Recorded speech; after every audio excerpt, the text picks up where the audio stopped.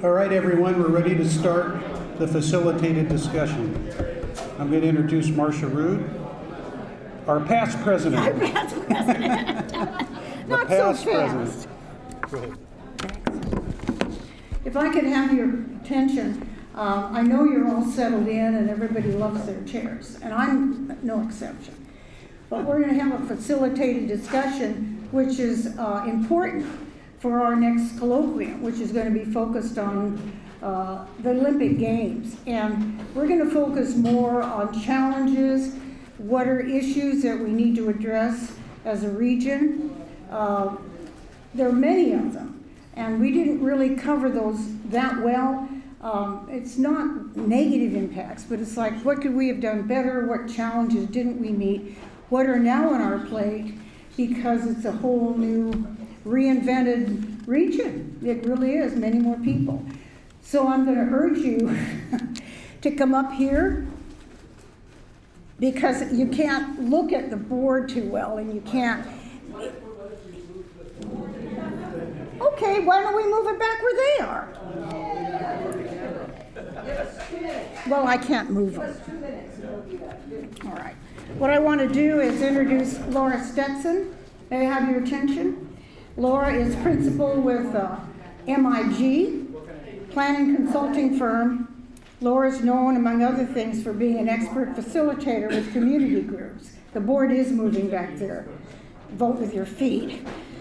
And Laura's going to put you to work. This is where we need your help in planning our next colloquium, which will drill down on important things like traffic, financial feasibility.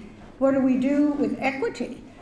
What do we do with our homeless population? I don't mean shipping to Lancaster. I mean, how do we address that? It's an important thing. One thing about the Olympics is that it has triggered not only addressing social issues, but infrastructure. It's not all about stadiums and roads. It's about people. And we want to be proactive in addressing that. We want to bring those to everyone's attention. So with that, Laura, we're in good hands with Laura Stetson. Thank you. Come on, you guys. Hey. Good afternoon, everyone. I know it's tough after lunch, so if anybody needs to get up and stretch their legs or make a quick break outside the room while we're having a discussion this afternoon, please feel free to do so. Is there any way we can turn up these lights a little bit? Are they controlled by the front, do you know? On the back there. On the back, thank you.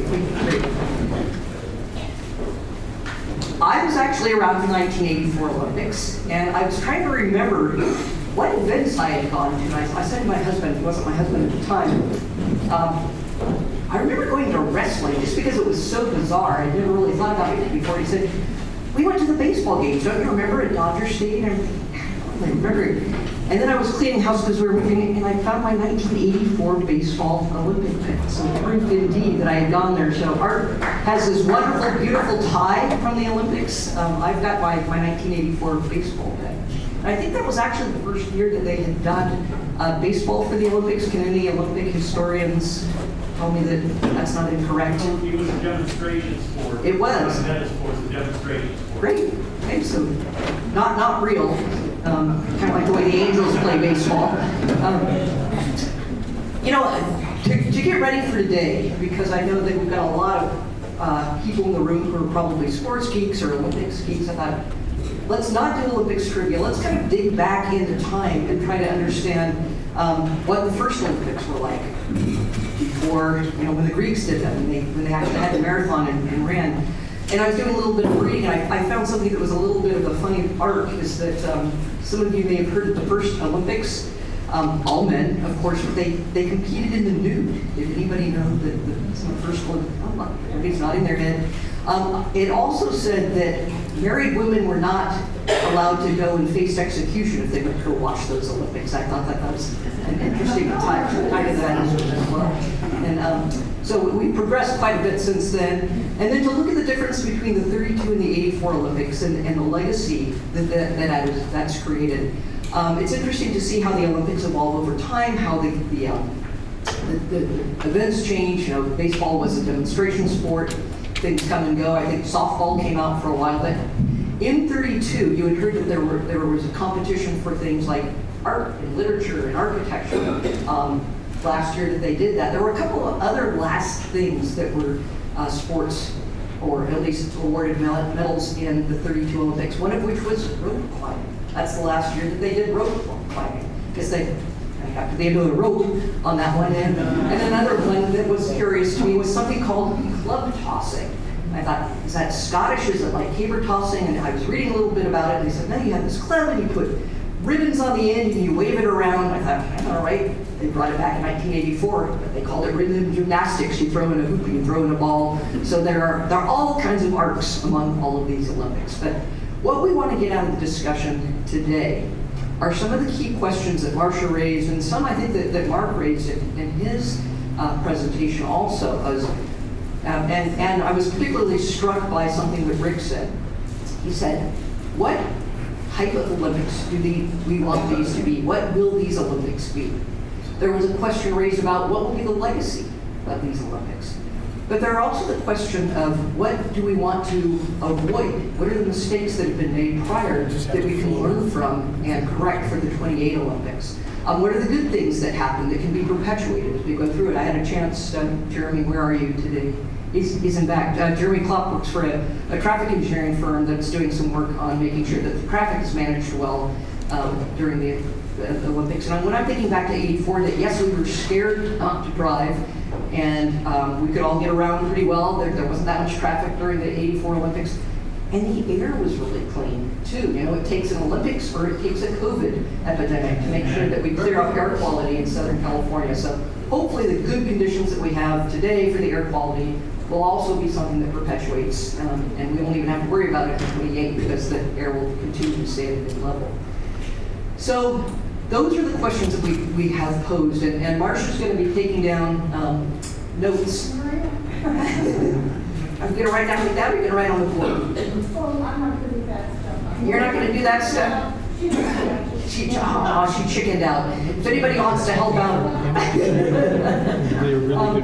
So I want to start by asking the question, what type of Olympics do we want these to be? And I can go around the room and hand you the microphone, or if you have a nice outside voice and I don't have to play Phil Donahue, we can do that as well. So does anybody want to kick it off by what do we want these Olympics to be? Vaughn. So Rick mentioned a couple of things. One was what do we want to do as public projects with a legacy? And I guess planners, the physical environment is really important. And I wonder whether we're not trapped into the cycle of private sector delivering the Olympics for the United States. We're the only country in the world that does not have government involvement or public sector involvement. Very marginal at best. The city of LA has very little ability to influence the games and what it looks like and how it changes the public realm. Even between the sort of bidding of the American cities against one another and having won that for LA in 2024, between winning that and what we aspire to in 2024, it is not delivering on those sort of public aspirational side things. So I'm wondering if the public sector should be more involved, and this community, rather than just a series of bunch of great private sector people who have obviously delivered financially on the game, but other than Colosseum, we don't have a lot to show. So the concern then, Vaughn, is maybe not accountability so much as because the public sector is not helping at all, there are no dictates as to the physical legacy that's going to be involved. Ken?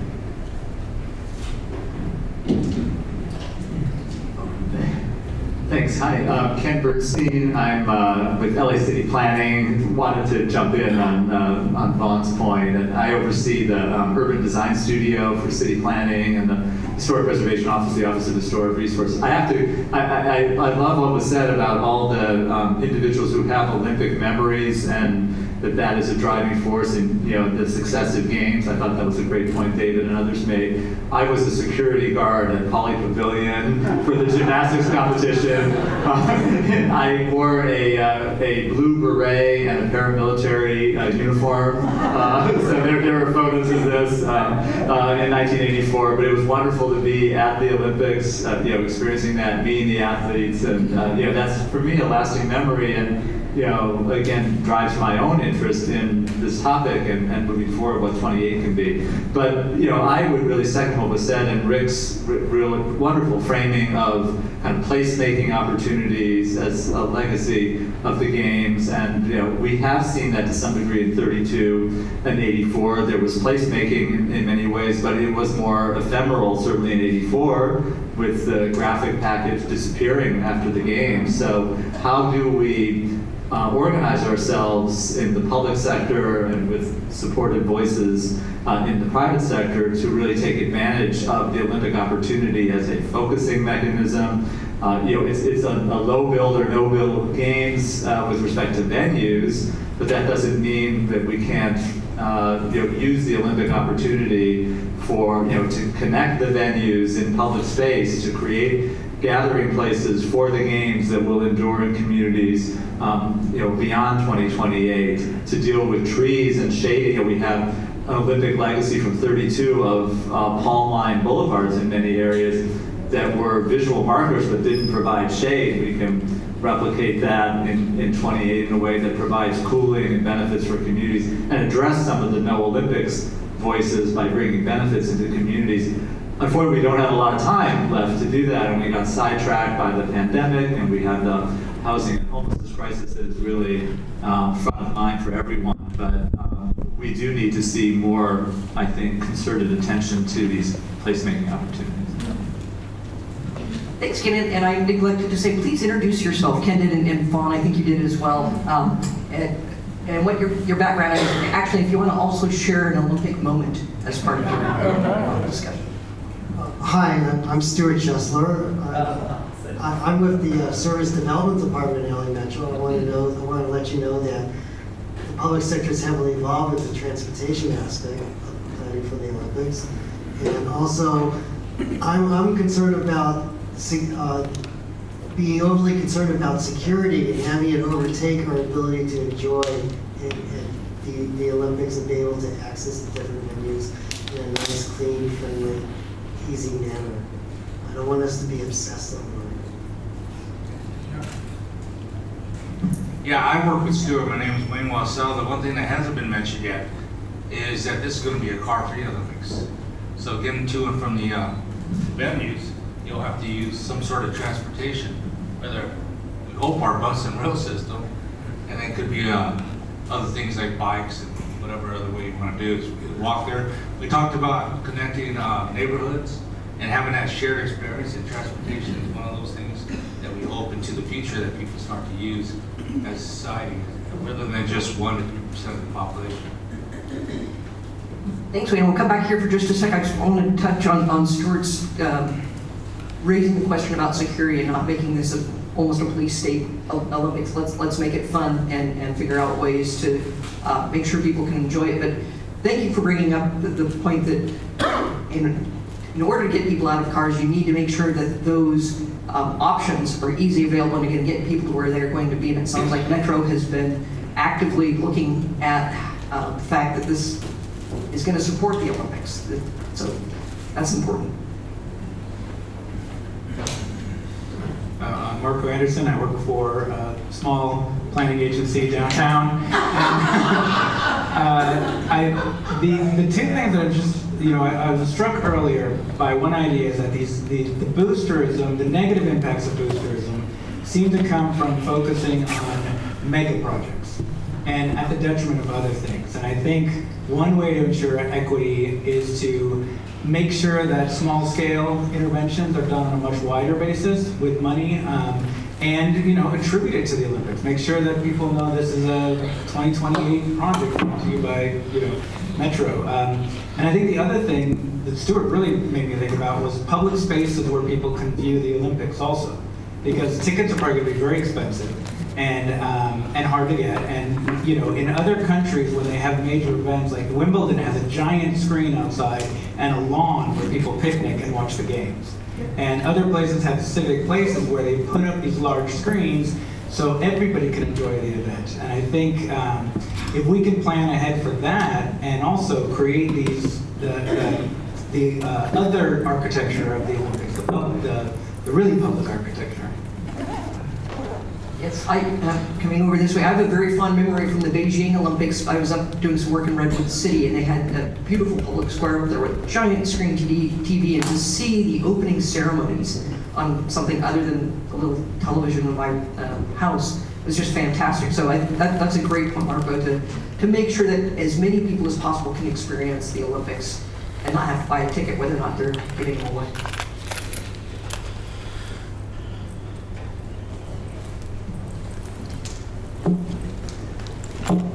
Yeah, hi, my name is Jim Riggio, and I've been involved in sports and been a sports fan, sports writer for the past 30 years. However, today I'm actually working for an engineering firm here in Pasadena, and we actually are on the topic of security. My company actually runs the security, much of the security operations at Los Angeles International Airport. We have the credentialing system, which is very big, and I think it would be tremendously beneficial given the magnitude of individuals that are going to be, that need to be credentialed. And you know, about 20 years ago, we were just chatting with a colleague of mine, and he was telling me how his memories of the '84 Olympics, going to UCLA, and he said, I could get into the Olympic Village with no problem. And we know that, that's not going to be feasible in 2028. And so, if anybody, I would like to, meet with some of you afterwards. Security operations is a difficult one. And I mean, we work on the electronic side of it, and a lot of these systems talk to one another, and as far as the integrations of them, and so I would definitely like to be able to introduce you guys to what we can provide for the Olympics. And we're a local business. We're an SBE, DBE, MBE, and I'm sure there's going to be plenty of opportunities, and I just want to get my company involved. What is your company's name? Birdie Systems. Birdie? B-I-R-D-I. Birdie. Yes, sir. Good afternoon, everyone. My name is Rod Hall. I'm an associate with Economics and Planning Systems, and I'm also the equity director for APA Los Angeles. For me, I think in terms of, there are a lot of things I could talk about. My background is in urban planning, so it could go on. And I've also had dreams of planning for the Olympics. But I think one of the main things for me would be, this is a good opportunity for the city to market itself as like an entertainment and sports economy. By the time the Olympics get here, we would already did the World Cup, Super Bowl, and there's a lot of sporting teams. So it'd be really nice to see what the city could do in terms of marketing itself and continuing that trend of the Olympics being a pathway for LA to brand itself globally. And you're right, urban planners could talk forever and ever about this. I'm going to come up here and then come back to this table. I don't mean Mike. I'll save you the trouble. You might not hear some folks don't hear as well as others. So. Okay. I'm a retired public entity lawyer and an immediately just retired former city council mayor and city council member from the city of South Pasadena. And the thing that strikes me as a lifelong resident of this region is the increasing economic disparity that we see. And so I wanted to raise the issue of inclusiveness. And I really like Marco's suggestion of the public venues, but what I would specifically recommend, having been in local government, is that there be direct engagement with the Regional Council of Governments. The councils of governments, and you've got 3 large councils of governments. You've got Gateway Cities, which is essentially Southeast Los Angeles area, San Gabriel Valley Council of Governments, and South Bay Council of Governments, in addition to smaller COGs, West Side and San Fernando Valley, that because of the size of those cities, they're smaller COGs. The other COGs have about between 20 and 30 cities that are members of each. And I think it's critically important to engage with those COGs, to ask them to specifically participate and think about what venues would lend themselves to the type of public participation that Marco described, because we need to engage our economically challenged populace, and it's a greater percentage of our residents than it was in 1984, very significantly.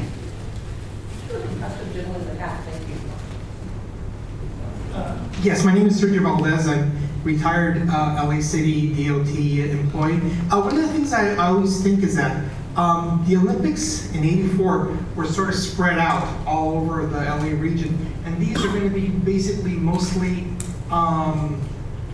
west of downtown LA, maybe some down in Long Beach up in the San Fernando Valley.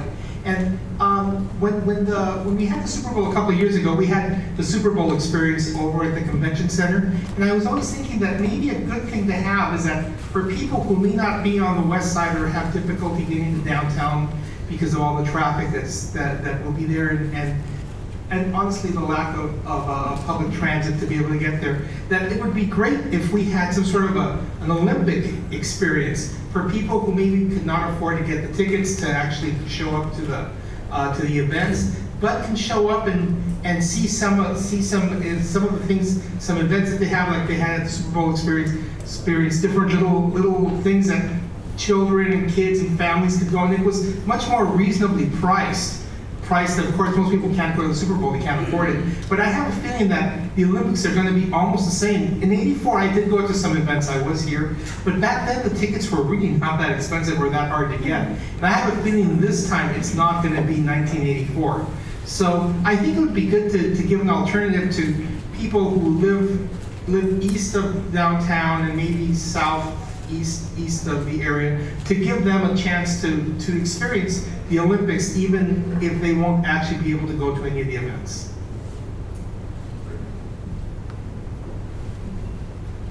Thank you, and I might even be so bold as to say, gosh, what about the Inland Empire? There are a lot, I mean, this is a large region, and certainly people will be coming to, well, we come over here, we'll come here, and then we'll come right back over here. Hi, I'm Siobhan Burke, and I'm an architect with Lyric Design and Planning, and I see a few friendly faces here who attended the Inclusive Architecture Conference on the Olympics and Paralympics for 2028, something that the AIA put on last Friday. And one of the things I spoke about, sort of tease off of what Ken and, forget your name, said, and so my talk was on inclusive placemaking. And I think we really owe it to the community to utilize, you mentioned the Council of Governments, and we have 99 neighborhood councils in Los Angeles. It's an opportunity to engage with our design community now. I think it was a bit of a missed opportunity that LA 28 leadership wasn't at that, and I'm not sure if anybody is sort of, we're all learning from the past Olympics now, and in all of these conversations that we're having, but I think that's an opportunity that we could capitalize on. And then I also just wanted to add one other thing, which is that inclusive placemaking is very much tied to sustainability. If you look at the LA County sustainability goals, 12 of those goals have, 2/3 of those goals are, directly tied into equity and inclusion. Thank you. All right, I first want to congratulate. Thanks, Vaughn. I'll let you help me out here, or we'll pass it around. I want to congratulate the LA History Group on doing this 5 years ahead of the Olympics to get these questions started, because this is the time to be asking things, not 3 months beforehand, or 4 months, or 2 years beforehand, because this is the time when we can start thinking about how these ideas can be included in the Olympics planning. Vaughn, if you could hand to the gentleman in the blue shirt, thank you.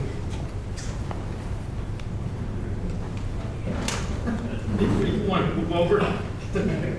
Hi, Rich Perlman. I was vice president back when I had hair, and I have pictures to prove this. I was the vice president of the Olympic Organizing Committee, and I was the editor-in-chief of the official report. So let me dispel a few things that have been said that are totally wrong.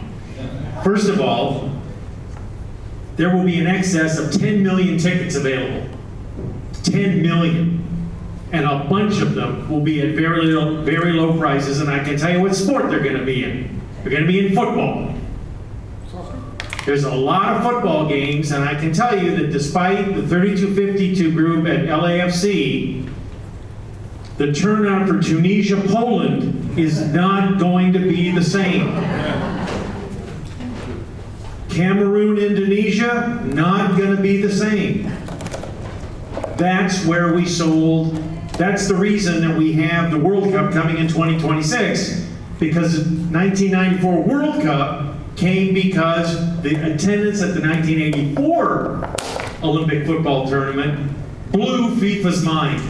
100,000 people saw France when it's about right. 97,799, but who's counting? I'll give you those 3,000. But that followed 85,000 at Stanford Stadium for the semifinal, and 89,000 at the Rose Bowl for the other semifinal. And for a quick translation, football equals soccer. For the In Olympic world, football. So the 84 games birthed indirectly football, MLS, World Cup in this country. There's going to be lots of tickets available.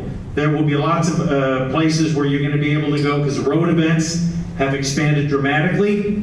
You're going to be able to see the marathon for free, the cycling for free, the race walking for free, and there are more events coming. So there's going to be places to go. I would tell you, as an Olympic organizer, not just in Los Angeles, but for 4 other games, there's a major problem with government, even in a games which is completely privately done, and that's that government does not believe in the Olympic Games, and it doesn't believe in organizing committees. So in the 84 context, when we, the LAOC, offered to make design, installation, programming for banners in cities across Southern California, only a handful took advantage of it. After the games, when we offered a lot of this stuff for free, nobody wanted it. And it was all offered to governments first. Oh, it was so great. In the Coliseum, if you remember the beautiful facade that was installed, that was offered to be put on a permanent basis at no charge to the Coliseum Commission. No, get it out as soon as you can. And then when it was so beautiful during the games, the Coliseum Commission said, well, can you leave it up? Sure, it's going to fall apart in 3 months. It did, but they could have had it permanently for free, because no one believes in what the organizing committee is doing.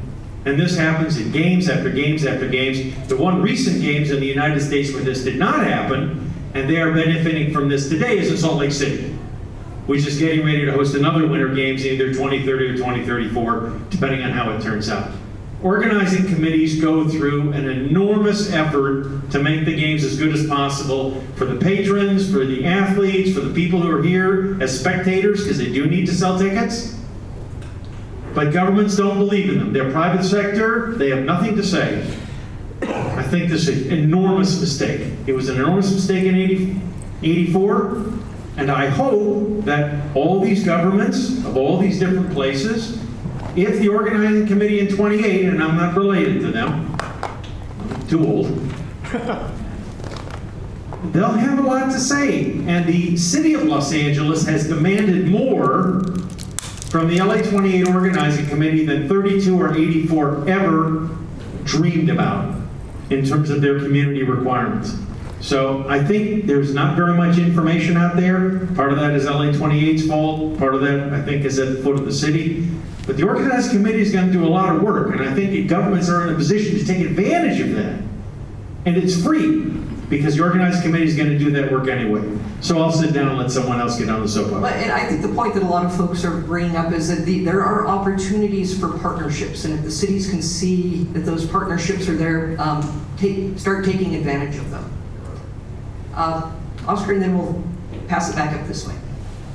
So, just for the record, I'm not speaking on behalf of LA28, but I will say that being, I guess I can call myself an expert in the sport industry, in the legacy space. I am one of the 3 million kids that was impacted by the legacy of the 84 games, and spending time in our library, which Rich has, has spent a lot of time. His book is actually on my desk in my office. I would just say that giving you some peace of mind, some hope, some aspirational good feelings here is that there are people that are thinking about this, and they've been thinking about this for years. There are things that don't exist at the moment that will exist in 2028, whether it's on the sponsorship front, the activation front, and our open areas. I believe that part of the Olympics, one of the beautiful things is that it does bring people together. Americans do rally around sports. We have the venues. I was in Montreal 2 weeks ago. I was at a reception with a lawyer who said to me, well, wait, Montreal we made money. I'm like, really? Okay. He said, we made money, but then we lost money on the Capitol, on the building of the stadium. And I looked at him and I'm like, that's the whole equation. I think we're gonna be okay. But as far as the way organizing committees think, the way communication happens these days, I believe that there is a solid game plan. The games are marketed as LA City Olympics, but the LA County and region, I believe, will benefit from this. And there will be plenty of tickets, and there will be programs by the corporate sponsors, and there will be transportation to these games. So I think that when we walk away, and again, I don't know if we said this earlier, 84 had 25 to 30,000 volunteers. So there we go. Okay, so I believe that the one thing that I will leave that you should walk away thinking about is that we are all ambassadors in welcoming the world. And there was a great article a couple years ago on how LA changed when it came to food. We're a foodie city now because of the 84 games. It was in Los Angeles Magazine a couple years ago, but I would just say that it's up to all of us to bring these games and welcome the world. And Don, if you could give it to Pam, and I just want to shift the mood a little bit here, because I was getting positive energy from people saying the Olympics are offering a lot to the city of LA. There are things that can be done. Let's just make sure there are a couple of things that we're not forgetting about, because those of us who were here in '84 and saw the games and saw what they've done and seen the change, some of the changes that have come to Los Angeles, feel good about that. I've lived in the area since just before the Olympics, and have seen that change and that positive change. And I think what we're asking today is, what are those things that can be positive legacy that come out of the Olympics, as we have seen from other Olympic events in Los Angeles? Pam?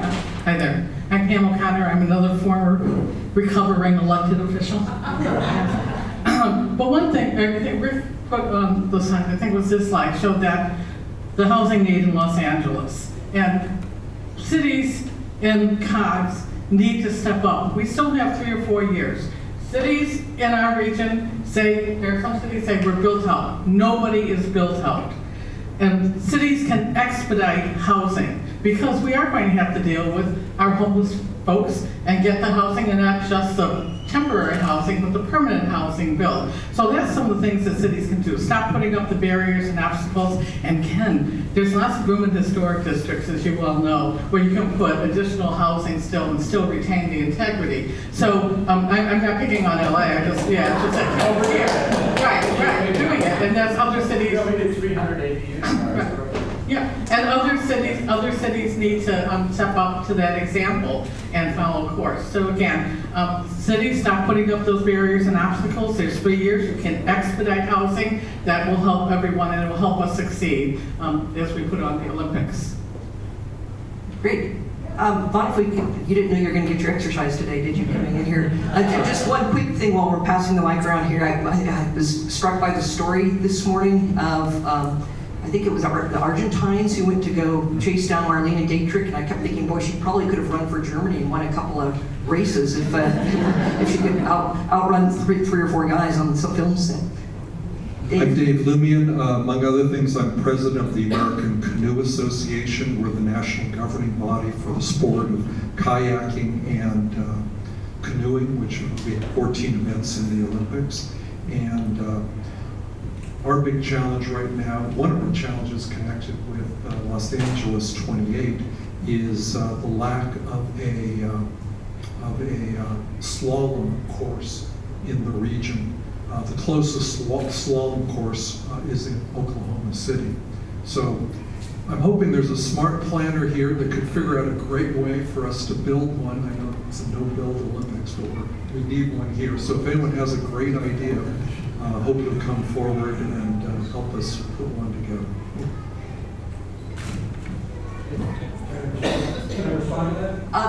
Yeah, sure. Well, let's get you a mic just because not everybody can hear really well. While Vaughn's getting over there, so I'm hearing a cry for somebody to invest in a kayak slalom course that could have long-term benefit.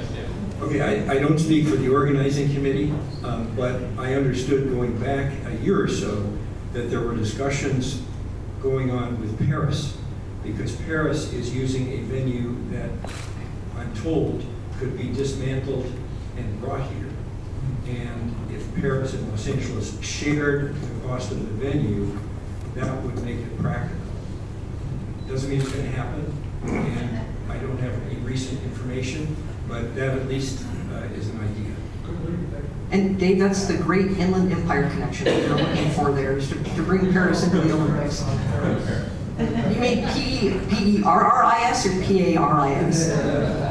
No, the games were actually moved from Lake Paris. There was going to be rowing and canoeing in Lake Paris, and the athletes didn't want it. And LA28 didn't want it, so it's been moved to Long Beach. So it's going to be in the 32 Marine Stadium now, both, not the sprint, the canoe sprint, the slalom will be somewhere else, but the rowing and the canoe sprint will be back in Long Beach after, what, a 96-year absence. This is the question then? Let's hold on just a second. We have a gentleman who wants to say something. So Juan Alonso with Jacobs. We're talking about legacy projects, and I grew up in LA in Lincoln Heights, LAUSD product. And to Oscar's point earlier, that he works with at a higher level to trickle down fruits of that efforts. Has there been conversations with LAUSD or with the school districts to get the youth excited about the games and potentially get student workers, or give them the opportunity to shadow planners, shadow engineers, shadow operations, to give them that pathway into a career or even a college education. I think that would be a really good opportunity. A lot of good personal statements coming out of that, and it'll leave a good legacy impact. So we'll put that in the form of a suggestion, and rather than a question, is allow the LAUSD to be fully engaged as part of the process as a way of building up kids, not just from an athletic standpoint, but management, planning, all kinds of other things. Can I just add something? I don't think anybody here is knocking what happened in the legacy that's of the lessons learned from what we've done before, but I think what I'd like to challenge is that London got a whole new east end of London, cleaned up the Lear River, the valley, and made a huge, beautiful urban park. Paris, you're going to be able to swim in the Seine.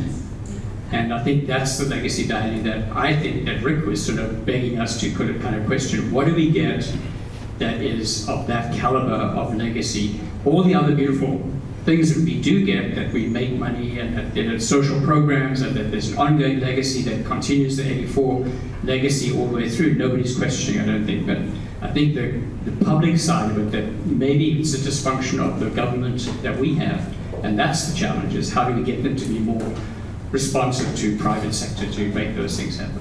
And I want to say, Vaughn is a former colleague of mine, so we're used to tag teaming like this. Other comments on what we are looking for as a legacy? Mark? Yes, thank you. I think it's fascinating, both the 32 and the 84 Olympics. I'm amazed. They are so complex, and they work. They happen. I mean, and those sorts of things really interest me. Like you get everybody together and make an event occur, without a doubt. And even be profitable. 32 is profitable and 84 is profitable. And I know we talked a little bit about sport being a unifying community matter. Everybody unifies against, with the Lakers, whomever. I hope they win tonight. I'm not sure if they're playing tonight. But anyway, they say LeBron's too old, but I think he can still do it. I'm thinking though, with the LA 84, the foundation, it works for youth development. That's fantastic. I'm thinking the 2028 Olympics are going to be very profitable as well too. How about developing a foundation for housing? Why can't the profits that are yielded from the 2028 Olympics be funneled into a foundation that's specifically dealing with housing? Housing, I think, is also very unifying and central to community as well. I think, without a doubt, shelter is necessary for one and all. And if there's a way that we could use the great benefits of a mega event such as the Olympics in 2028 and have a lasting impact, that might be with a foundation that deals with housing. Distributing funding, however, how that would happen, I am not sure yet. But that's what I'd like to suggest. I think Art has a comment on that. One thing, this is kind of like an overarching comment, if you will, but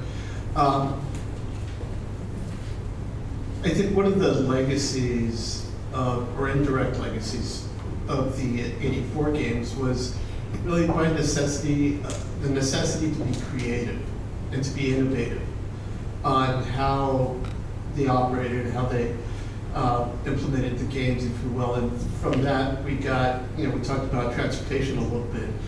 Some transportation strategies that are widely held now, their genesis wasn't part about the 84 games. And the placemaking, the cost-effective placemaking, not a grandiose plaza or campus per se, but using everyday materials, scaffolding, chain link fencing, sonotubes, and putting all kinds of great colors on them and signage and stuff to create this feel create this sense of place. All of that was innovative by necessity, if you will. So I'm kind of interested about like what kind of innovations, how is 2028, the folks that are planning those games, what kind of how are they going to be innovative? How are they going to deal with housing? Transportation was the main issue in 84. Housing, or the lack thereof, is a huge issue today. Is there going to be some kind of an innovative approach to these big issues that are going to evolve from that? And maybe not just housing, but all kinds of different things. And the other point I want to make too is one of my best memories from 84 when I was working in the Olympic Village is that adjacent to USC we had the old University Village, not the medieval castle collection that they have now, but it was the old market and it was this dinky little glorified strip mall, if you will. But that place had a gate into the Olympic Village where athletes would come in and out of, and staff, me included, and stuff. But it was a gathering point, like a common shared space between the community and the athletes. So people from the community would just gather there, wait for an athlete to come by and trade pins or get autographs and stuff like that. And for me, that was one of my best memories, just seeing little kids walking up to people and asking for autographs or getting a pin or taking, it was before cell phones and stuff, so they'd pull out their Kodaks and take pictures with them. So knowing how insular everything is now, knowing how security is such a big issue and perimeters around venues are getting bigger and bigger and bigger, I'm wondering if there's going to be an opportunity for that kind of shared space or shared experience. You're looking to break down the fences as part of this that will evolve or 5 years from now. Well, not just that, but I'm sure there will be, but will it be commoditized? But let's first go to a couple folks who haven't had a chance to speak yet. Yeah, I'd like to follow up your comment, which I think is a very important one. One of the themes here has been how can the Olympics be used as a vehicle for more placemaking here in the LA region, and I think that there are some good opportunities, and this is kind of consistent with some of the other things that have come up about people wanting to provide everybody with an opportunity to somehow participate in the Olympic experience, because we're going to be having visitors here in LA from all over the world, including these very, very interesting and highly achieved athletes.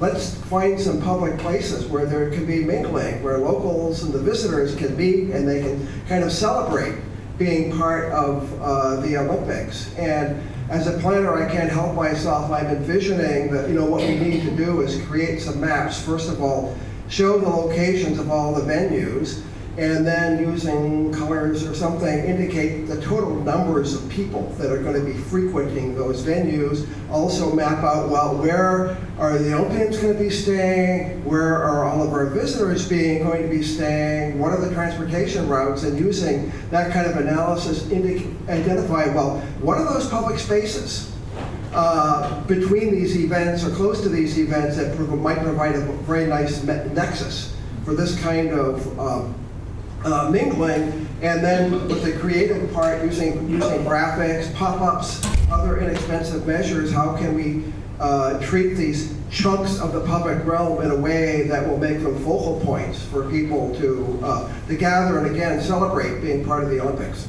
And I hear you, in fact, I'm not stating this correctly, but I'm almost hearing an opportunity for the public sector to look at what the private sector is doing and springboard from that. Where there are partnerships, great, but if it's not just partnerships, take advantage of what the Olympics are bringing and figure out a way to, the best way to boost that in your community. We've got a couple folks who haven't had a chance yet, and we'll come back. Yes, sir. Hi, my name is Garrett. I'm a research analyst with HR Native Advisors. We're an urban development consulting firm in downtown LA. So top of mind for me is concerns around gentrification, displacement, and what does LA look like generations beyond 2028. I think as we've seen today, LA putting itself on the world stage has spurred incredible investment in certain communities. And as I'm thinking about communities like Inglewood and communities just around the downtown area that will obviously see a lot of attention and investment as a result of the games. I'm wondering if the folks that are currently living in those communities will be able to capitalize on that growth, on that new investment, on that increased attention on those communities. And I would love to see some sort of effort put around ensuring that that happens, because I think that if it doesn't, that could spur a lot of the economic disparities that we're already seeing around the city. And given the time frame, again, we're 5 years out right now, that there is a long burn for communities to look at what's going on with the games and to use that information to do the engagement with the communities and to figure out how the Olympics can benefit them in the long term, not just in the public spaces they might create, but where they might encourage private investment in their communities, knowing what's going on. Yes, ma'am. Yeah, I was going to say I can imagine innovative streetscapes that connect the venues that are these gateways that use innovative, sustainable ideas like cool pavement, bioswales and parkways. The gateways, whether they are temporary, and then any of the temporary wayfinding that gets dismantled is sort of thought about as going toward entities that could use those materials after the fact. And let's not forget about the LA Streetlight Competition, the LA Lights the Way competition, which some of you know, was innovated by a Los Angeles design firm, even though it was a national competition. And I believe three prototypes have been tested out, but there's no plan to roll them out. I think now is the time to innovate on our streetscapes that are going to be permanent legacy. Yes, Fawn. Okay, this is not really a comment, it's just a fact check. There was already a agreement on what's going to happen with any surplus that the organizing committee generates. So normally the International Olympic Committee gets a piece of that, they've given that back, they're taking none. under the city agreement between the City of Los Angeles and the LA 28 Organizing Committee, there'll be a joint entity post the death of the organizing committee, which by contract has to be in 2029.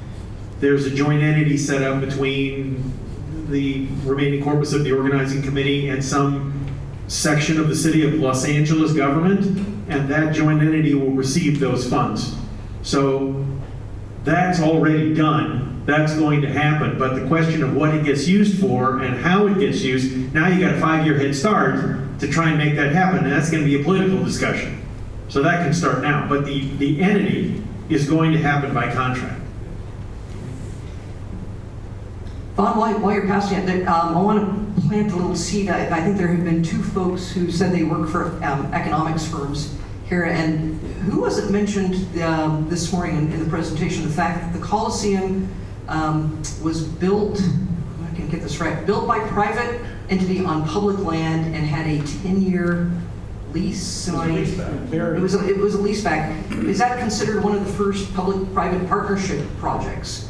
So could that be an early P3, and is there an opportunity to do similar things? Not that the things are being built unless you're going to build a slalom canoe, kayak course someplace, but are there other opportunities if there needs to be some types of investments to improve facilities or to provide things in communities where there might not be the events, but you're looking to create these public spaces? Yes, ma'am. Coming from a small city and also as a former LA City employee, I just want to remind, this is a regional event. Los Angeles City represents 4 million of the 10 million people in LA County, and the entire county is going to be affected. And I would hope that there would be a broader perspective in distributing any surplus funds that are left over beyond just the City of Los Angeles. Again, a political discussion with a 5-year and beyond runway. I wanted to just ask a question about the fund, the surplus. Do you have any estimation of what that surplus might look like? Can we start borrowing against that and do some projects before 2028? The actual surplus after the state bond, I'm the only one that calculated this.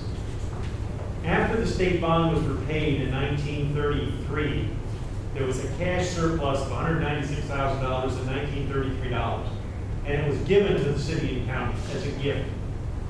Of course, the city and county sued to get $1 million to repay the state bond, so much for intergovernmental coordination. The '84 surplus was $232.5 million, 40% went to what is now the LA84 Foundation, 40% went to the NSA's Olympic Committee, 20% went to the national governing bodies, which gave it to the USOC, and it's a combined fund, an endowment fund. Thank you. If you look at the LA 28 budget, it's almost $6.9 billion. And if you talk to people who have experience, they will tell you that they'll end up with 5 cents or $2 billion. There's no way to know because we're not there yet. There are lease agreements have not been signed. We don't know what inflation is going to be like. We don't know what the sponsorship total is going to be, et cetera, et cetera, et cetera. To give you one example that's on the table right now, the LA 28 organizers are going to announce with the IOC probably in June whether some additional sports are going to be added. The International Cricket Council, which is in India, is offering the LA 28 people maybe another $250 million if they include cricket. Maybe. That's what's going on in the sports world today.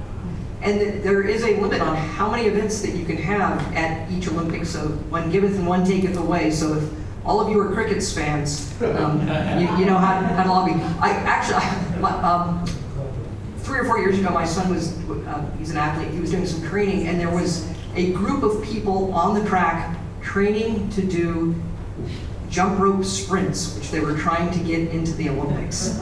So you think you've heard it all, you haven't. There are all kinds of sports that are going to be created in a kind of crazy event. I'm just curious, how many here in the audience today either work for a city as a planner or are in the planning or architecture realm?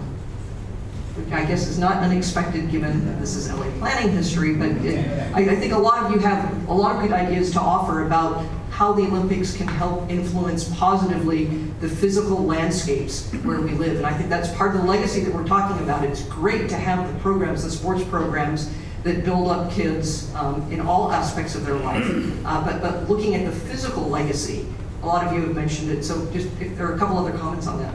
Oscar. So just to encourage everyone now that I know exactly who's in the room, there is, after every Olympic Games, there's an official report. Except for Rio 2016, yes.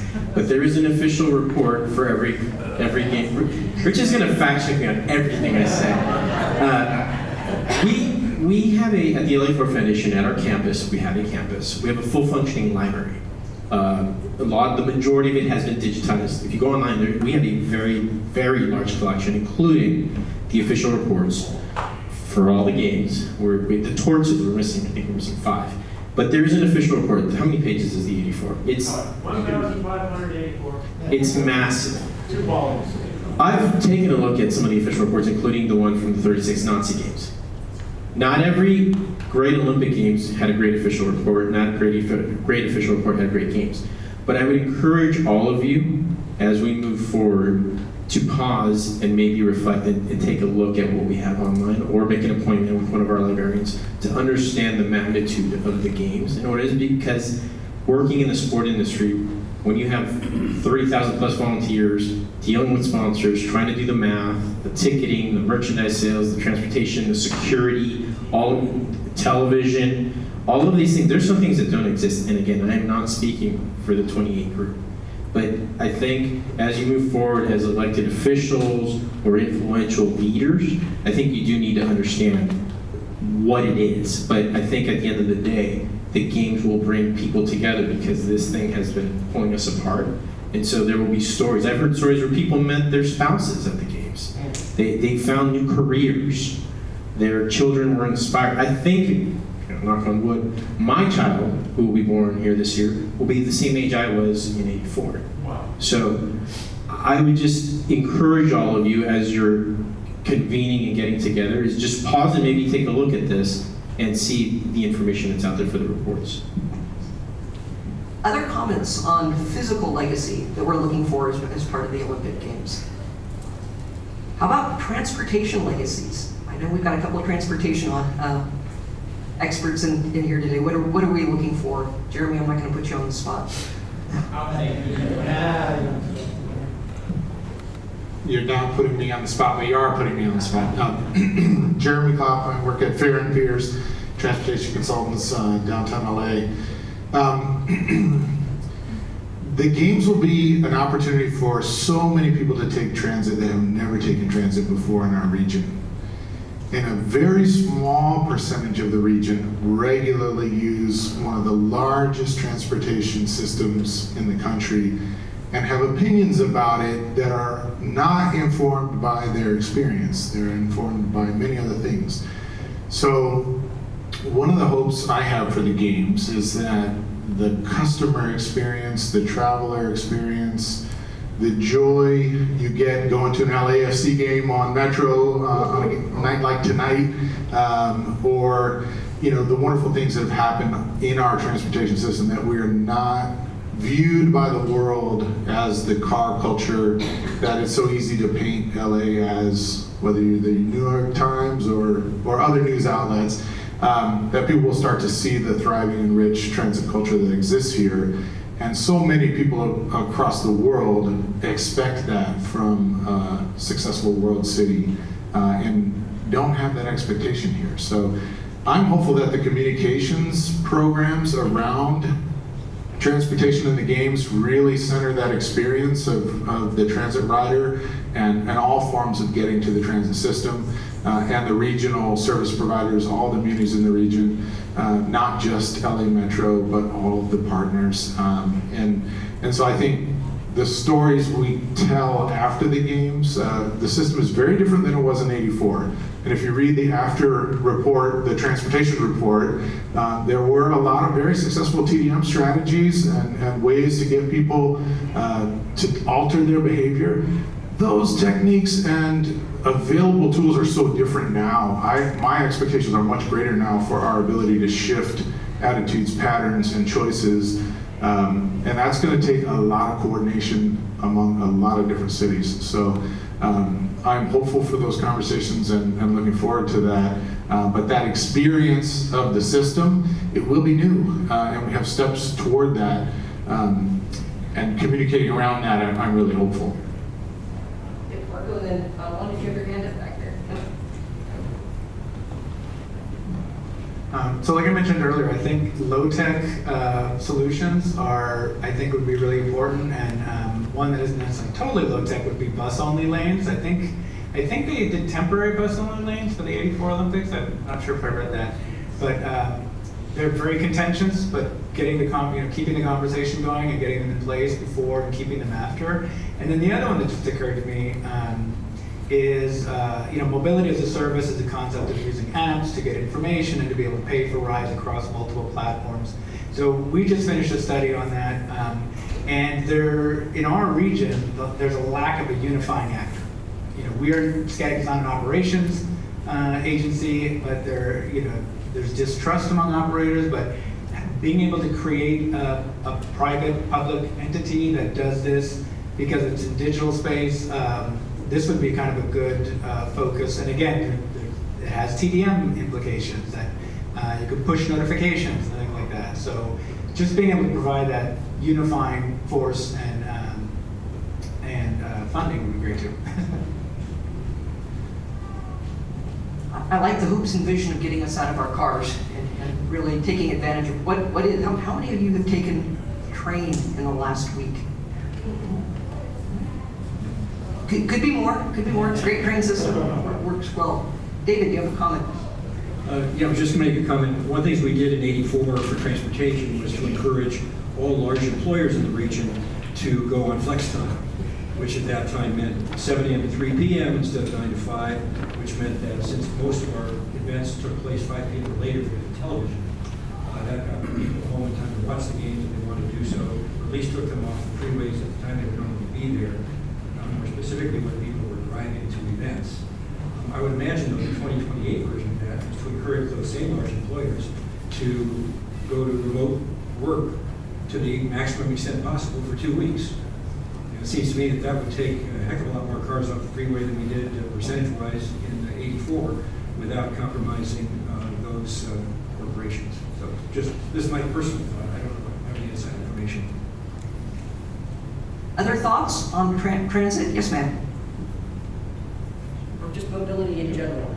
Hi, Anna Grant from Jacobs. I think it would be nice to see a safe transit system so that right now, especially our transit system isn't really safe for women and children and individuals to use. So having a legacy of that, and then also equitable mobility, so everyone's able to travel at a relatively similar speed. Thank you. Vaughn's got you right there. I was wanting to address something Rick said about the organizing committee offering cities visionary, offerings, and they weren't accepted. I think a lot of decision makers who are adverse to new things like these temporary solutions, and they can't really see it until it's in place. So in the city of Los Angeles, we started a program called People Places, and there were temporary pop-up sort of installations that allowed the imagination to flow.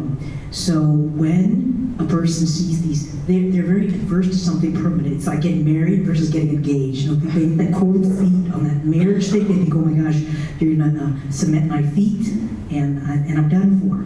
So as we introduce ideas that are very visionary and innovative, if we can put them in a context where we're only engaged, we're not married, it might allow for some folks to see things that they might not otherwise be able to imagine, no matter how much you describe it to them. So, places, whether it be the bus lanes or something, to have that temporary. And when they say, oh, it really does work, you know, it does work in Spain and here, they've never seen it, you know, and now they're able to see it and it moves them along. So you're actually asking for some pilot programs too that might be put in place prior to get people used to it. Yeah.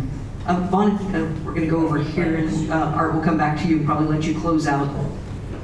Craig Lawson was introduced earlier, was pleased to be on Mayor Bradley's staff as we led into the Olympic Games, working with David Simon, Rich Perlman, and others. When the Olympics were over on August 12th, '84, the next morning there was a news conference with international press, and the mayor, I was there, and the mayor came out and he says, the games are over, let the traffic begin. And we were all wondering, where did he get this line? Because it was really, he made it up himself, but it made all the headlines. But I was going to say, one of the things about the Olympics was technology. This was '84. We had no laptops. This is really for the young people in the room. We had no laptops. There were no cell phones. There was nothing. We had the PCs were very rudimentary. We had telephones. We had some of the elected officials had car phones that were more like CB radios.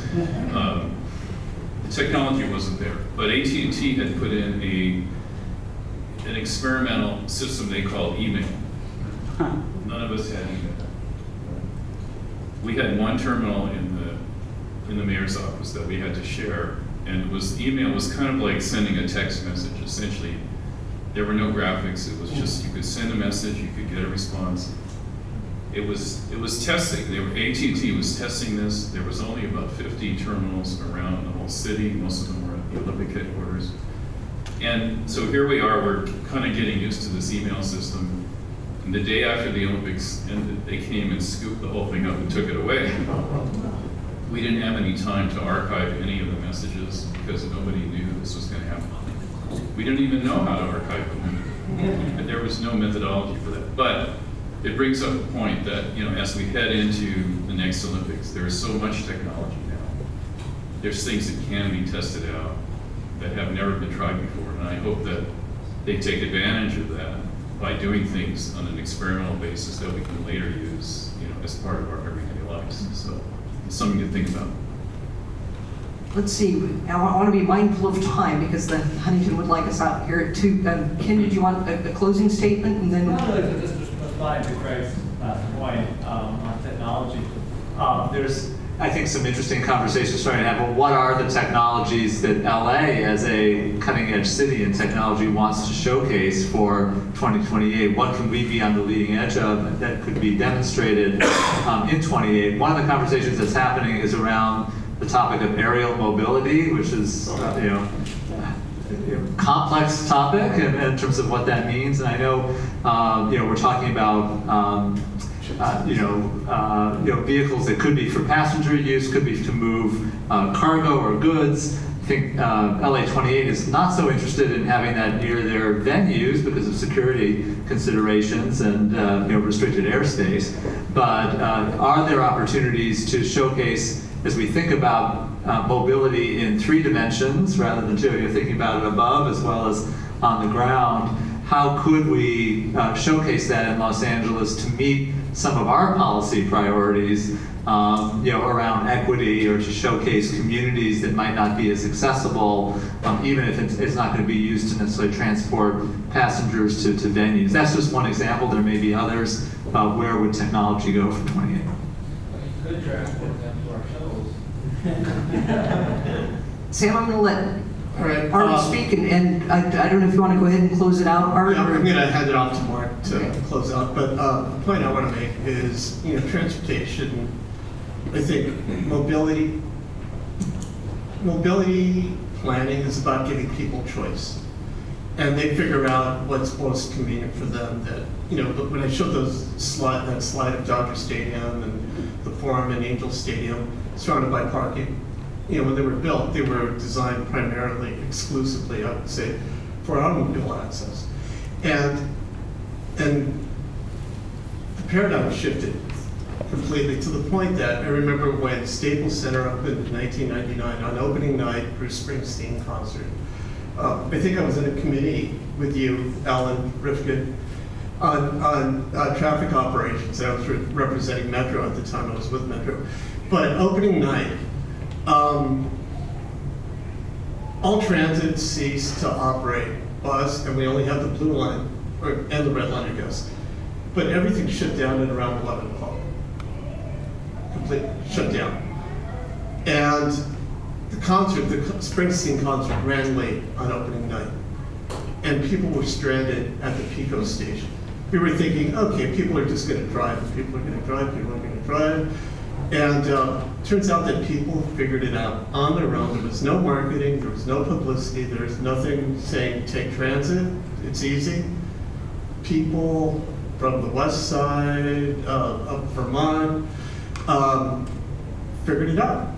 They thought, I don't have to get gouged for parking. I can take the blue line. Well, guess what? By the time the concert ended, the blue line and the red line, they weren't operating. So I had to shuttle people back and forth in my car from the Pico station to Union Station so they could pick up their cars. But people figured it out on their own. And I guess I'm saying that because I think the key is to provide options. And we can encourage people like, David talked about, I think, in a conversation that we had about hiking up the prices for parking at the venues during the '84 games, and how that discouraged people from driving to the games. In this case, I guess we're going to have a lot more options. The venues are going to be closer together. So, again, it's how do we take advantage of some of these opportunities to not just operate, but learn something from it. And I think with that, Art, if we could do one more thing, Sam Morrissey, I think, has another traffic transportation. Oh, there you go. We're going to close it again on a transportation note, or unless you've got another comment you want to make. Not so much a comment, but thinking about legacy. So Sam Morrissey, I work for a nonprofit closely involved in games planning. But speaking on my own here, I do a lot of research as a part of my job on the past games, and one of my favorite parts of Barry Siegel's book is talking about the opening ceremonies in 1932. At the end of the opening ceremonies, there was an announcement over the PA to tell all the spectators in the stands to wait so that all the athletes and participants from the games could leave without experiencing traffic. So traffic was a big issue in 1932. In 1984, there was a push to utilize buses based on all the after-action reports I've seen. The Coliseum was the most transit-served venue where 45% of the spectators arrived using transit. I think a scary thing about 2028 is this concept of car-free games.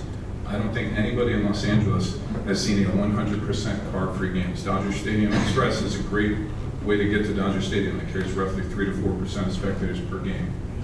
There's a great event going on tonight at the Forum, a Grateful Dead concert. Everybody's driving there. There's going to be a great scene in the parking lot, great live experiences.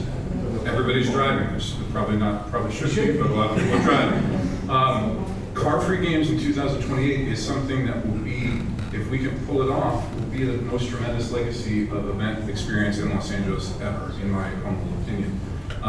But I think that scares people. So I would challenge the room here to think about what does car-free mean to you now? What does car-free mean to you for the next 4 years as we ramp up to the games?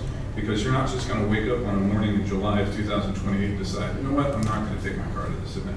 You need to start making that behavior change now. Just thinking about here, I pulled up the map. My parked car is 800 feet away from me here, so I walked 800 feet to come in here.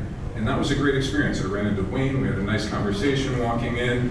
Think about that experience. It's not just the convenience of your car, it's the experience of the event. So between now and 2028, I hope there are a lot of opportunities to look at how we get to events, how we maybe don't need to drive all the way there. I mean, we can use transit some of the way. There are legitimate concerns about issues on transit that people experience today. There are legitimate challenges. I waited for an hour last night at LAX for my shuttle bus to pick me up to take me back to the parking lot. There are legitimate challenges and concerns, but there are also options. So to the point, there are alternatives and options available. Think about that, and I challenge the room between now and 2028 to look at that, because if we want car-free games to be a success, if we want that to be a true legacy of 2028, it's got to start happening now.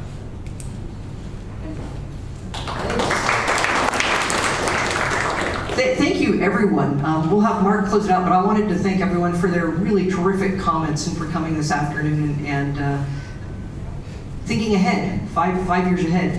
Like we said, we've got some runway to work with, so take these ideas out and take them back to your jurisdictions where you work, where you represent people.